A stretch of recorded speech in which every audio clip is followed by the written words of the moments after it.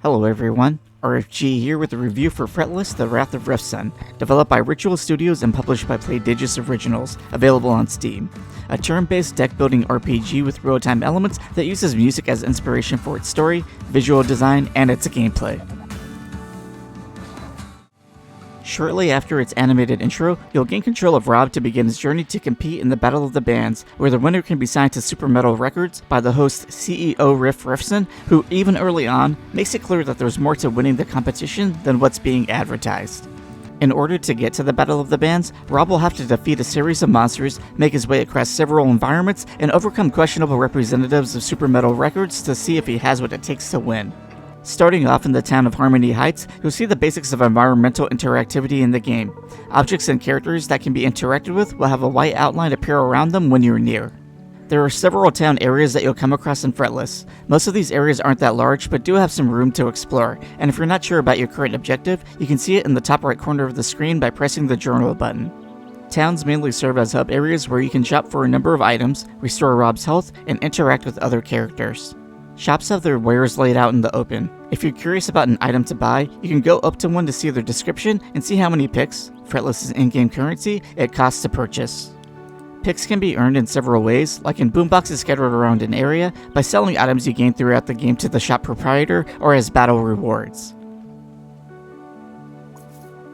Restoring your health in a town area is as simple as interacting with the nurse character to restore your health. You can use health potions instead, but you're better off using those in dungeons or in battle, and saving your picks for something else. Other characters in towns usually help elaborate on what's nearby, or may be needed to help Rob along on his journey in some way. Towns aren't the only areas where you can find other characters or spend your picks. Dungeons are the other main areas of Fretless, and while they aren't that populated with other characters, they do usually have merchants who can sell materials needed for upgrading the weapons Rob can use in battle.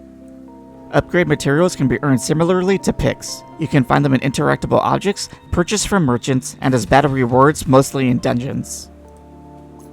Towns and dungeons don't differ too much in terms of how exploration works, with the main differences being towns are contained as one large area, while dungeons are separated into multiple rooms and contain enemies on the field.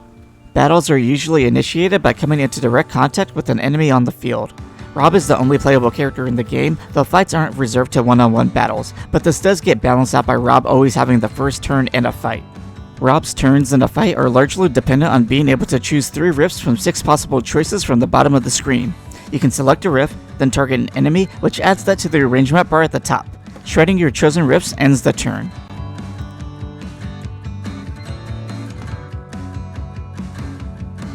The riffs that can be chosen are randomly available from the start of battle, and each riff you use in a turn gets cycled out for a new randomized selection between what hasn't been chosen and what else is left from a weapon's riff book. Each of the weapons you can equip have a maximum of 16 available riffs you can slot to use for battle. You can't have less than 16, and most riffs will have duplicates that you can use to fill out your riff book for battles. Different weapons have different riff books, and you can only change your weapon in the menu outside of battle. Some fights can last a decent amount of time, but if you're worried about running out of riffs, they'll eventually be randomly cycled back into the rotation to be selectable again. You're not required to select 3 riffs per turn, so if you feel like you can make a better turn later by only spending 1 or 2 riffs in the current one to get better riff choices after, that is a risk you can take.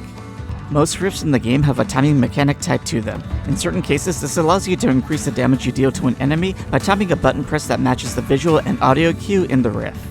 The timing mechanic also works its way into Crescendos. At the bottom left of the screen is the Crescendo meter, and you can gain meter for it by correctly button timing your riffs. Depending on how well you perform on your button presses in Crescendos, they can increase their effectiveness.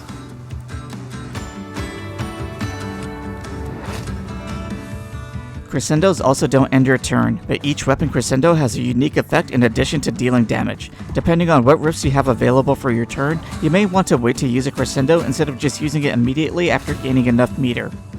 Each of the weapons also have a unique mechanic usually tied to what riffs are used and other factors. You can see how that mechanic progresses and resets at the top left of the screen. A description of the weapon mechanic can be seen in the weapon equip screen and the menu when selecting one. The riffs available for each weapon is generally distinct and can provide advantages for offense or defense. Some riffs also provide positive status effects for Rob or negative status effects on enemies.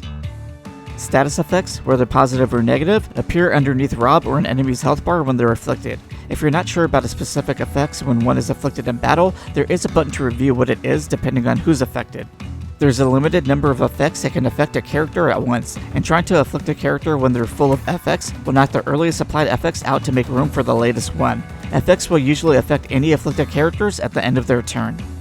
Even though you can clear effects affecting the character by trying to knock them off their FX chain, you can also clear Rob's effects by using an item. There are 3 other items you can use in battle before the end of a turn. 1 to heal Rob for a certain amount, 1 to restore some Crescendo meter, and 1 to add shields to Rob's health. Shields can be used to absorb damage. For Rob, this usually lasts for just 1 enemy turn. Shields generally aren't permanent for battles, but you can stack multiple shields to absorb more damage depending on riffs, equipment, or if you have shield potions available. Keep in mind that you're limited in how many items you have access to in battle. Enemy turns can also have timing mechanics that you're able to lessen damage against. These follow the same visual and audio cues you use to maximize Rob's riffs when completing your turn.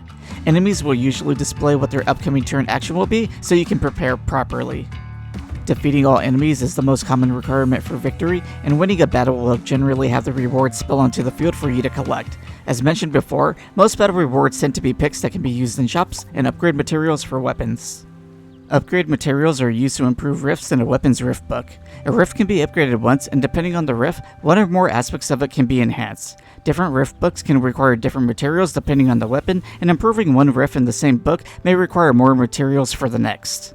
Each weapon also has more riffs you can find elsewhere in the world. Some you can find at riff statues that add 3 to your riff book, while you can buy some riffs from characters in a town. Discovering or buying new riffs still needs to follow the 16 riff limit in a riff book to slot before they can be used. You can view the riff book for each weapon in the menu. Other weapon-specific upgrades you can unlock are mods. Mods provide a passive bonus to the instrument it's equipped to. Unlike the riff book, you can only equip or switch them out at mod tables.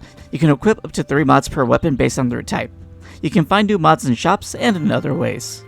Pedals are another type of equipment you can find for Rob, and like mods, these also provide passive bonuses. Unlike riffs or mods, pedal effects work no matter which weapon is equipped, and the unlock conditions for pedals are laid out in their section of the menu. You can have up to 3 pedals equipped at a time. Most of the equipment that you're able to find follows a generally linear path, and that's how most of the progression in Fretless is handled. You do gain a fast travel option fairly early, but there are only a few rare moments where you're required to return to a previous area. Dungeons tend to follow a linear progression structure, as there's rarely a reason to backtrack through one.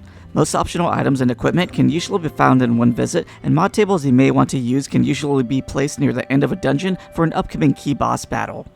Bosses share their display of relevant information as other enemies. Their health bars, any shields, their FX chain, and upcoming action for a turn are all shown in their relation to their on-screen position.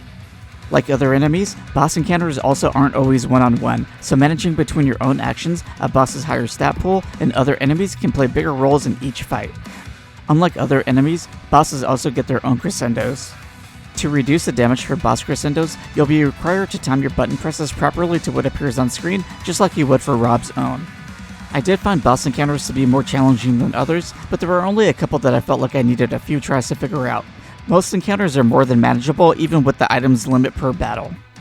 If you're worried about the real-time battle mechanics, these can be made to be completely automatic for normal timings and or Crescendos. They can also be made more lenient overall, though from what I was able to tell, there's no real drawback from missing these except on the bonuses of hitting the right timing, so I wouldn't be too worried about difficulty. Though if you do lose a fight, you'll be placed fairly close to that last battle, but any items used in the fight will be lost. There are plenty of things to appreciate about Fretless, the Wrath of Riffson. Its pixel-based graphics are pretty solid, with many of the character animations feeling genuinely impressive with how they look and how battle animations match with the timing-based attacks. Music is one of the main highlights, as your equipped weapon determines the track for most battles, and even though the real-time mechanics are also musically inclined, they blend pretty well into most of the fights. Its deck-based battle system works well for the most part, though I did encounter a few strange problems in certain fights.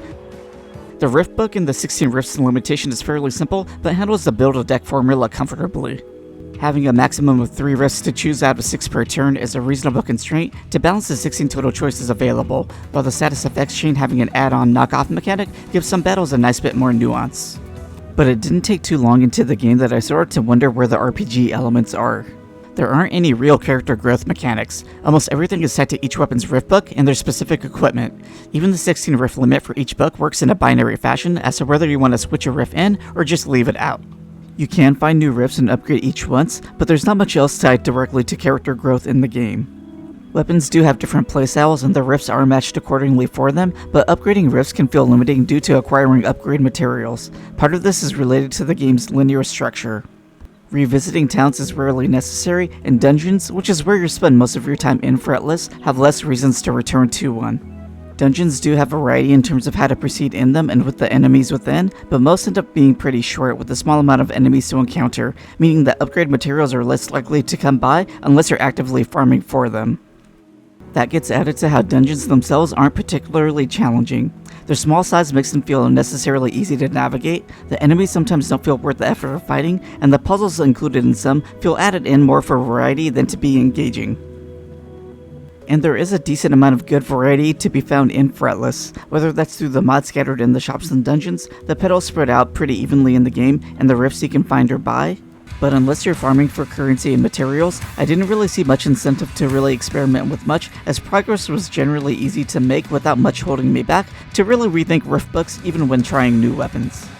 The lack of a New Game Plus mode also didn't make that experimentation of possible builds any more enticing. You could probably try to incorporate speedruns that take advantage of the later accessible instruments, but the linear game design makes that more of a separate challenge. If you're interested in the story, it does feel complete, as you'll see Rob's journey from beginning to end. There are some twists that you might find entertaining, but overall it's a pretty basic tale. You'll see and interact with a decent amount of characters, though only a handful of them were memorable.